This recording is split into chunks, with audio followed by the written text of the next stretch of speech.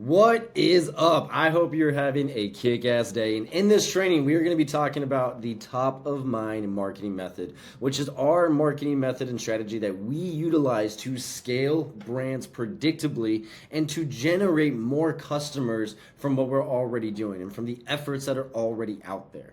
It is 2026 at the time I'm recording this, and marketing is completely different. The marketplace is different.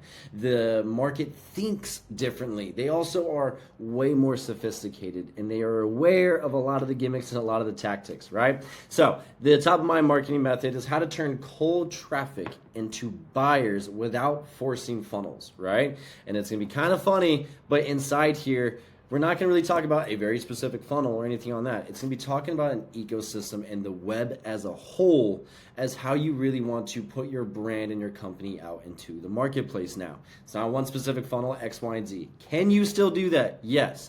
But are you going to get the best results? No, right? You're going to have it naturally leak. So, before I get into all of it, we'll just go right into it, right? So the promise is most brands don't lose leads, they lose relevance.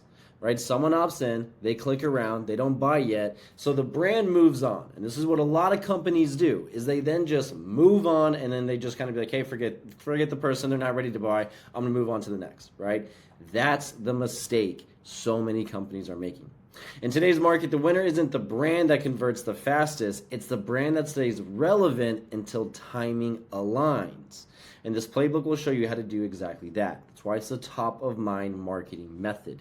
You want to stay top of mind just like all the big brands do, right? You see Nike out there, you see Apple, you see Coca-Cola, you see Adidas, you see all these big brands that are all over, that are constantly around and in front of you, and they're always on top of mind, right? So right now, we are in a trust recession. This is just what it is, right? And we're not in a lead shortage. There is plenty of leads out there. And actually, more people are opting in. More people are actually engaging with that. Now, are they ghosting a lot of leads? 1,000%, which is why you got to do the top of mind marketing method so that you can get more people to actually engage and buy.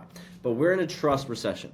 Buyers are more skeptical than ever. They research more, they compare longer, they hesitate before committing, and especially on high-ticket offers.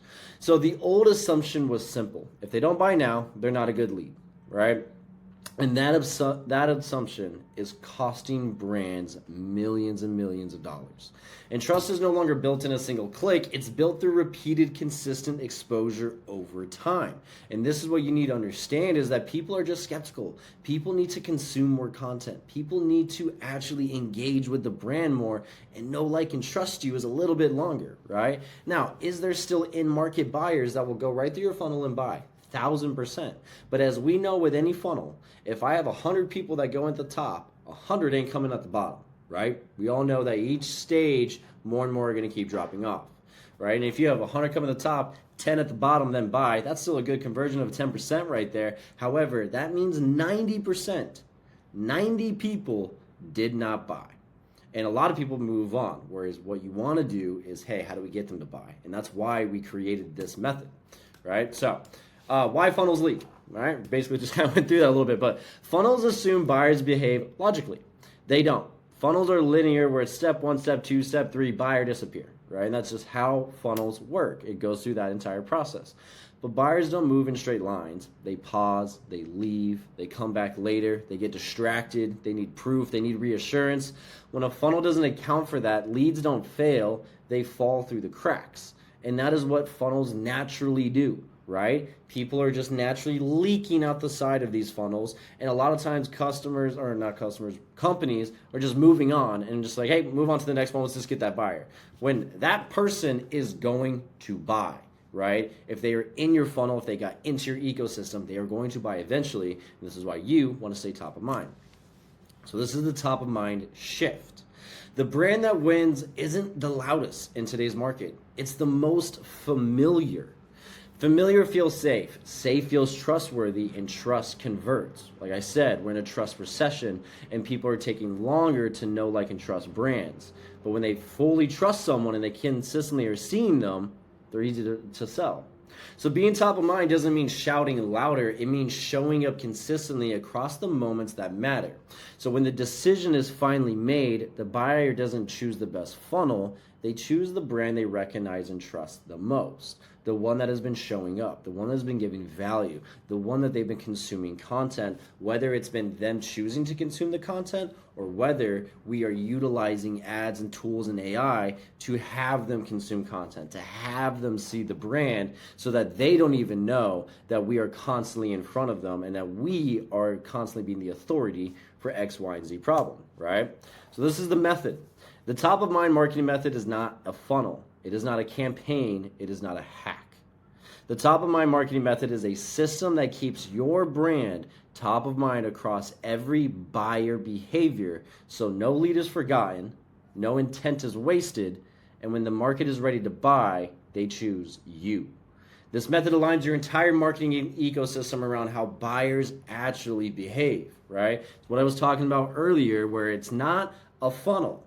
It is a web. It is an ecosystem. It is your brand online. So when they go inside your world, then you can follow them around. You can engage with them in different platforms in different ways, right? Some people love to read. Some people love to consume videos. Some people like short form. Some people like long form. There's a lot of different ways that we can utilize to stay top of mind. And their buyer behavior is the key that makes us all work. All right, so buyers move in phases. And we kind of talked about this a little bit earlier, but not everyone is ready to buy, right? That's just how it is. Buyers are in phases.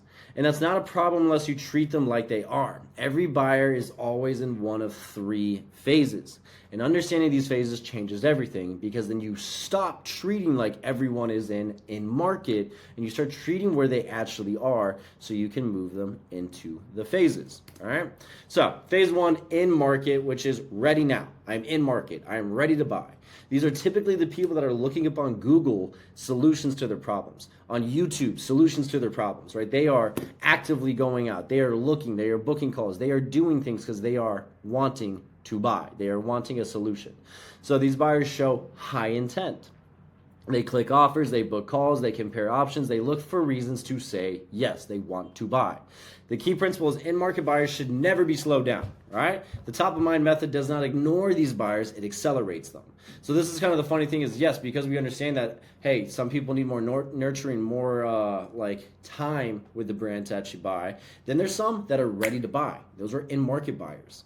And that's why you need to have your marketing and your business set up so that you can identify those in-market buyers so that you can accelerate them through the actual process and the customer journey to buy. Because we all know time kills all deals, right?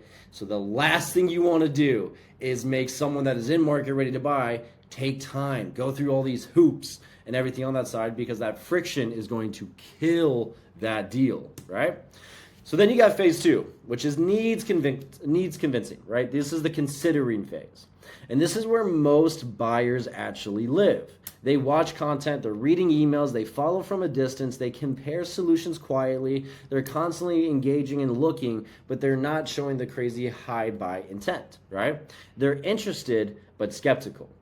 The key principle here is trust is built here, not forced. Ignore this phase and you lose later. And this is what a lot of brands do, is there's a lot of majority of people that are in this market, or in this phase, and they're constantly trying to push them, and that makes them run. That makes them go to their competitors, right? Phase one is about 3 to 4% of the market is in market buyers, about 3 to 4%, right?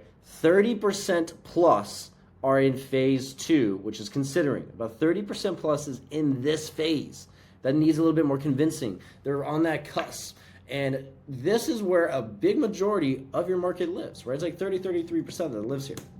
Then you got phase three, which is aware, but they're more cold, right? These buyers, they know who you are. They aren't thinking about buying. They can forget you easily, right? And the key principle is if you disappear here, you lose when timing changes. And staying visible in this phase is what creates future demand. And this is how you really get those brands that scale, and why we've been able to scale so many brands is because we're not only maximizing in-market buyers to get customers right now, but we're building a whole ecosystem. We're building a whole infrastructure around getting people to go into these phases. So that way I can get phase three to go into phase two where they're a little bit more open up. They're a little bit more, hey, I wanted to actually get a solution and need a little bit more convincing. And those people to then go into in market where I'm ready to buy, right? And then you have phase four, which is just like people that are never going to buy, right?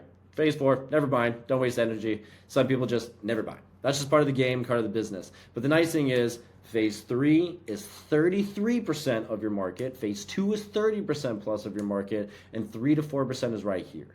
So that means you have about 70% of your market that you can play, and the other 30%, don't even worry about it, they're not going to buy, right? It's just how it goes. So this is now, we need to understand these phases and where people are at. What are the certain buyer behaviors that come from these different phases? How do we actually understand what phases that they are in, so then that way we can put the right messaging in front of them? All right, so this is the fatal mistake. Most brands treat all 3 phases the same. The same message, the same pressure, the same call to action, the same follow-up. All of it is the exact same, which is hilarious. And in my eyes, it's just lazy. Now, can you build a business doing that? 1000%, but it's just lazy, right? If you really want to grow a great company and you want to have a great marketing strategy, these are things that you need to do. So that destroys trust. The top of mind marketing method adapts messaging based on where the buyer is, not where the brand wants them to be. So this is what you've been hearing me talk about again and again and again, and is the ecosystem web. So buyers don't follow paths, they move through ecosystems. They can enter through ads, content, lead magnets, webinars, referrals. They can exit through calls, purchases, long-term loyalty. There is multiple entry points. There is multiple ways to exit, right? And this is why you have a web that is coming within your brand, that is connecting with everyone, right? The key principle is multiple entry points, multiple exits, one cohesive brand in this ecosystem, in this web. So when someone comes into your world, the way your brand is set up is you're going to place them in the right buckets. You're going to put them in the right campaigns. And whether this is AI, whether this is manually, whether this is behind the scenes, ideally I would say AI and utilize all the tools and everything that we have. But you can have them going through the different phases, going through your different messaging to get them to warm up to you to then buy, right? So entry points doesn't always mean buying intent. So where someone enters tells you how they found you, not when they'll buy. And a lead magnet download does not mean they're cheap, they're unqualified, they won't buy high ticket. It means they're interested in your solution. The reason why I always like to put this here is because so many people like discount lead magnet leads. And they're like, oh yeah, those people just don't buy. Like I just never mess with a lead magnet lead. There's just no point. That is the dumbest thing in the world. And the reason why is because if your lead magnet is built correctly, it gives great value, it hits a certain key point to get them a fast result, then you're going to be able to help them not only get that result, that's going to make them know, like, and trust you more, but you also can identify, hey, these people are needing this solution. These people are needing X, Y, and Z. The other nice little piece is you can add qualifiers inside of your lead magnet funnel. One simple qualifier question that they answer that's going to place them in different buckets of if they're qualified or not. Because I will say this, do lead magnet leads bring in people that are not always your ICP? 1000%. It's not always your avatar. That's all marketing, right? But if you have a filter system and a segmentation where if they come in here, they answer this question, they go here, they go there, then you can make sure that the ones that are always going through a certain pipeline. And what's crazy is we sell people that come from a lead magnet all the time, constantly, right? They just came from a simple lead magnet, and this could have cost us $5, $10, $15, $20, depending on the market that we're in, and then we are selling them for a $3,000, a $5,000, a $10,000, a $20,000 package, right? A crazy ROAS just from that specific one. In reality, it is not only getting us leads in the community, but it's getting people into our web, into our ecosystem, because how they behave is then how they're going to interact with the rest of the brand. So exit points don't always mean the end. Not booking, not buying, not replying. These are not failures, they're signals. And signals that someone needs more context, more familiarity, more trust, right? The top of mind brands don't disappear after no, they stay present. And that's one of the big things that we can do in today's world is if someone didn't buy, someone didn't book, if someone didn't do what we wanted, someone ghosted us, that doesn't mean, hey, kick them to the side and just forget about them. That means they don't trust us. That means they don't actually give us any time or effort because they don't think we're a priority. That just means we need to convince them. We need to show up. We need to give more value. We need to be in front of them to help them, right?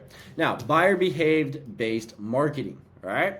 So this is where you can really start building a web. Every action tells a story, right? Clicks signal curiosity. Engagement signals warming. Views signals interest. Silence signals timing, not rejection, right? The top of mind listens to behavior, then responds appropriately. No guessing, no forcing. This is the biggest thing is within today's world, we can put people wherever we want. If someone clicks on a certain email and they click a buying link, right, an offer link, if they click that, I can not only have an AI follow up with them, I can not only send them a certain email sequence to get them to buy, I can not only also send them a text message, I can put them into a retargeting campaign where they see that offer on YouTube, on Facebook, on Instagram, on Google, on TikTok. I can have them see it everywhere. Not only that, let's say that they are engaging with our newsletter, I can then have it show up where we're just giving value across the board. They're not even following us yet. However, they are consuming our content because we are retargeting them with value. And we're just showing up and we're just giving value. Let's say that someone books a call with us, right? A lot of times what people do is they get a call booked with a company, and then that company just sends the most boring reminders in the world and is the dumbest things, right? And if you want to increase your show up, feel free to reach out because we have a whole training on just show up. But that is where so many people are just missing out on that, right? So the biggest thing is, let's say someone books now because leading up to that call, what if they saw ads of testimonials of yours? What if they saw value videos of yours? What if they saw videos of you storytelling? What if they saw videos of you connecting with them, right? What if we got them to consume more content without them like purposely doing it, but we're in front of them? This is where, based off how they are interacting with the web, we can send different messaging. We can send different videos. We can send different marketing materials and assets to them based off where they are. And this is the big thing that makes it different. So this is why retargeting really works. Retargeting doesn't work because it pressures people. It works because it reinforces familiarity. It builds recognition. It signals legitimacy. Seeing a brand repeatedly creates psychological safety. That's why it converts. That's also why all of these big brands constantly are doing this. And you see brands like the Apple, like the Nike, like I was saying, you see Coca-Cola, right? If I look out here right now, I can see EOS, I can see Lifetime. Like there is things that I can see just from on billboards, right? And we all know, I mean, hey, if you were in Arizona, I live in San Diego now, but if you're in Arizona, you would see Raffi everywhere, right? Or Lerner and Rowe. You would see those guys everywhere. You would see branding and marketing constantly because they want to be in front of you. I don't even need a lawyer for for any of like kind of accident or if I got hurt. However, I know Raffi and I know Lerner and Rowe just because I've seen their marketing again and again and again, and it is inside my head, right? That is why retargeting and showing up works so well. And the crazy thing is, you don't need millions of dollars in a budget to actually do this, right? You can do this for less, a way smaller budget, and it way more effective, okay? So this is the trust flywheel. Trust compounds, and that is the big piece that happens with it. Remember, we are in a trust recession. So we need to constantly be in front of our market, right? Visibility, which then is going to create familiarity with us, with the brand. So they constantly are seeing us. That is going to naturally have them trust us because they're seeing us again. They're getting value from us. They're seeing testimonials. That is going to consistently get them to trust us. The more someone trusts us, the way higher they are going to convert. The more content they consume, the more they trust us, the more higher they're going to convert. Then that conversion is going to have proof. That is going to get us more testimonials, more proof, more results, and then we're going to keep putting that in front of stronger visibility, right? Not only is this proof for them that they're going to have stronger with us, but that proof that we get from them with their testimonials, we can put in front of other ones, and you have this flywheel that just keeps going. The more this flywheel spins, the easier everything becomes.